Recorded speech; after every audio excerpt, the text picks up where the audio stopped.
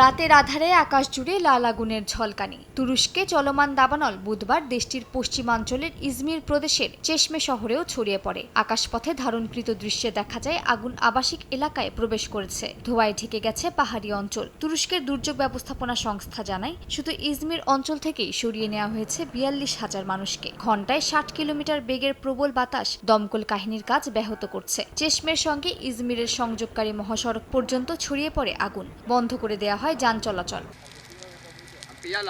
এদিকে স্পেনের উত্তর পূর্বাঞ্চলের কাতালোনিয়া এলাকায় একরের পর একর জমি আগুনে পুড়ছে। স্থানীয় সময় মঙ্গলবার রাতে ছড়িয়ে পড়া আগুন তৈরি করে বিশাল ধোঁয়ার কুণ্ডলী, যার উচ্চতা পৌঁছায় ৪৫,০০০ ফুট পর্যন্ত।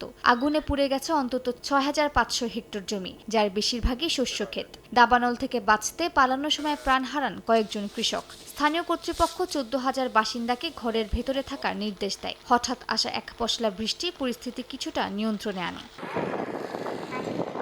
একই দিনে দাবানলের কবলে পড়ে গ্রিসের পর্যটন দ্বীপ ক্রিট। দক্ষিণ পূর্ব উপকূলে ইয়েরাপেত্রা অঞ্চলে আগুন লাগার সঙ্গে সঙ্গে দ্রুত ছড়িয়ে পড়তে থাকে। ৪টি গ্রাম ও পর্যটন কেন্দ্র খালি করে দেওয়া হয়। স্থানীয় টিভি চ্যানেলে সম্প্রচারিত ফুটেজে দেখা যায় কয়েকটি বসতবাড়িও আগুনে ক্ষতিগ্রস্ত হয়েছে। দমকল বাহিনী জানায়, প্রচণ্ড বাতাসে নিভে যাওয়া আগুন বারবার জ্বলে ওঠে। দেশটির রাজধানী এথেন্স থেকে নৌ ও বিমানপথে পৌঁছায় অতিরিক্ত ফায়ার ইউনিট।